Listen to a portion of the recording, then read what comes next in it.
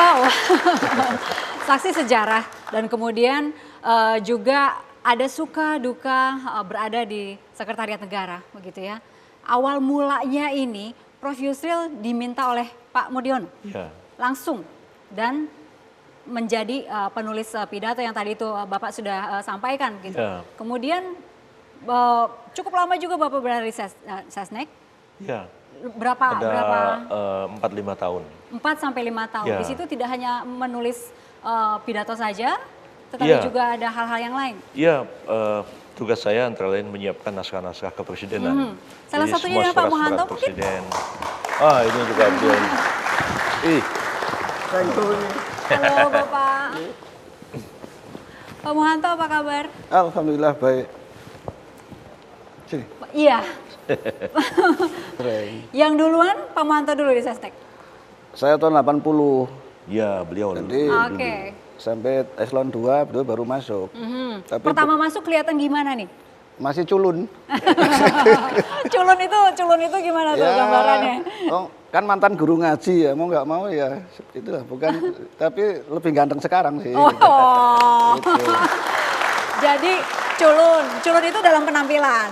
Kalau dalam pekerjaan, Nah itu begini, yang catatan saya secara spesifik itu, dulu itu kalau nyusun pidato itu Pak Harto itu, namanya itu Pak Mur itu karismanya tinggi sekali. Dan itu konsinyir seminggu gitu di puncak sana, bukunya itu bermobil-mobil begitu.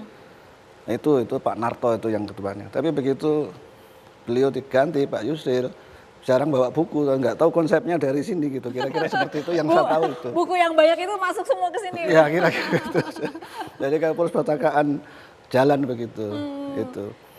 Nah itu yang pertama. Yang kedua, waktu pergantian tadi saya lihat CV-nya itu kan itu ada pergantian Pak Harto itu kan.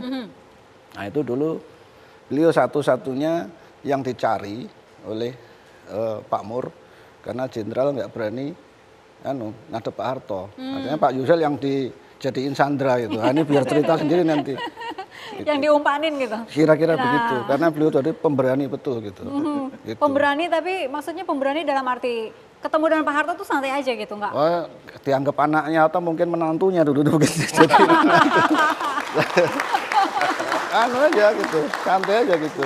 Betul nih Pak Yusril kalau ketemu dengan Pak Harto itu merasa diumpani oleh teman-temannya, jadi umpannya. Iya, memang di Seknek pada waktu itu saya yang paling kecil, yang paling muda di antara semua. Ada Pak Ali Afandi almarhum sudah sangat sepuh, ya. Ada Pak Narto sudah menjelang pensiun pada itu, ada yang sudah sangat senior seperti Pak Pamangkusowo dan lain-lain begitu. Jadi saya yang paling kecil ada di situ. Ya, karena itu Pak Harto itu kebiasaannya kalau manggil orang itu tidak sebut namanya. Misalnya Pak Faisal Tanjung dan Jenderal begitu. Apa Mudiono itu Mensesnek. Tapi kalau saya bilang, Ril, kamu gimana? Gitu. Karena dianggap saya paling kecil begitu. Jadi dan karena itu percaya kepada Pak Yusril. Iya, jadi saya pun santai-santai saja. Jadi kadang-kadang saya dikerjain juga sama almarhum Pak Mudiono gitu. Ayo kita menghadap Pak Harto. Ada apa Pak Mur? Ini saya pakai celana jin begini. Ya terserah, tidak apa-apa, ikut aja. Pakai saya pakai celana jin gitu. Masuk Pak Harto ngomong-ngomong gitu. Bagaimana? Mensesnek bagaimana? Tanya, Ril, kamu gimana pendapatnya? Nanti saya ungkapkan menurut pikiran saya yang sebenarnya seperti ini. Lalu, ya sudah kalau gitu kita tunda. Kalau ditunda tuh nggak jadi. Kalau keluar dari situ Pak Mudiono ketawa gitu. Ya itulah gunanya sampean saya ajak ke situ. Biar sampean yang bilang enggak sama Pak Harto katanya. Nggak tega untuk bicara langsung gitu. Pak Mohanto. Pak Mur aja yang ngomong enggak gitu. Kalau saya nanti didamprat, kalau situ kan dianggap anak kecil gitu. Jadi, Pak Mohanto juga salah satu yang ngumpanin satu ini. Nah, kalau itu saya bekokkan ya zaman Gus Dur itu. Iya. Itu beliau itu dikasih cincin khusus bil khusus, diminta orang siapa nggak boleh, tapi dikasih Pak Yusril. Itu nggak tahu cincin apa, saya nggak tahu itu.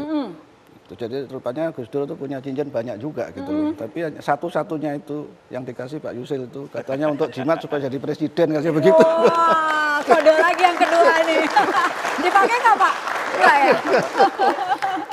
Gus Dur kan banyak lucu-lucuannya. Jadi katanya ini kalau ada orang-orang ketemu saya, Mas Susil, saya cerita ini cincin saya dikasih sama Mbah begitu. Karena cincin inilah saya bisa jadi presiden. Orang kan kagum-kagum.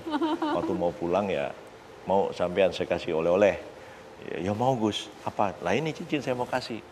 Orang kan senang, mungkin cincinnya dari Mbah Hashim. Saya kasih kan kaget. Nanti orangnya cerita di kampung, padahal cincin kayak begitu kata Gus Dur, ini ada sekarung di bawah meja saya. Banyak kan sekarang. Loh, ini cincin dari mana Gus? Oh dari Jatinegara, harganya juga paling 5.000 perak kata Gus Dur begitu. Tapi pede yang pakainya luar biasa. Pak Mohanto punya ini ya, hobi bareng ya pada saat itu? Ya, Mojok bersama sambil itu menjadi ahli hisab. itu rahasia tapi harus saya buka hari ini. Jadi waktu rapat Menko Polkam itu Menkonya kan Pak SBY. Nah sampai beliau itu Pak Martori, Menhan. Terus beliau saya mewakili Pak Menteri, karena Pak Menteri selalu dipanggil Bu Presiden. Sampai saya Menlu. Nah itu Pak SBY itu kalau cerita saking pinternya kan panjang kalau rapat itu.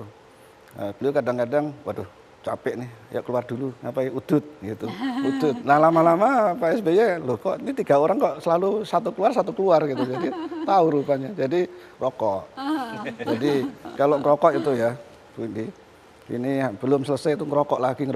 Tapi itu dulu loh ya, sekarang udah enggak. Sekarang udah enggak. Bisa berapa menit itu? Ya kalau ada napas ngerokok terus beliau itu. Maksudnya kalau tidur ya enggak gitu loh. Sempat berapa tahun itu, Prof? Waduh. Oh, saya merokok lama sekali. Berhentinya Mulai dari gimana? SMA, berapa kali saya berhenti merokok dulu, setahun, 2 tahun, saya itu merokok lagi. Tapi ya 3 tahun yang lalu saya udahlah jangan merokok lagi. Saya berhenti merokok sampai hari ini. Udah Itu langsung berhenti begitu saja Iya, atau bertahap? langsung berhenti. Jadi Bisa, ya? kalau mau berhenti ya langsung berhenti, nggak bisa bertahap. Langsung berhenti selesai. Terus sekarang bilang, udah tua nih, udah mau umur udah lebih 50 tahun, jangan merokok lagi deh. Ya udah, jadi saya berhenti aja. Kalau Pak Mohanto? Oh masih, karena saya orang Kudus. Enggak merokok, enggak cuman udut. Beda ya? Beda. Baik, Pak Mohanto terima kasih. Ini rahasia belum dibongkar semua ya? Oh belum. Belum. Tapi terima kasih sudah hadir bersama kami. Prof, kita lanjutkan ya setelah Iya, jeda iya. berikut kami segera kembali. Ada buktinya nih soal masak nih, bener apa enggak ya? Kita lihat di tayangan berikut ini.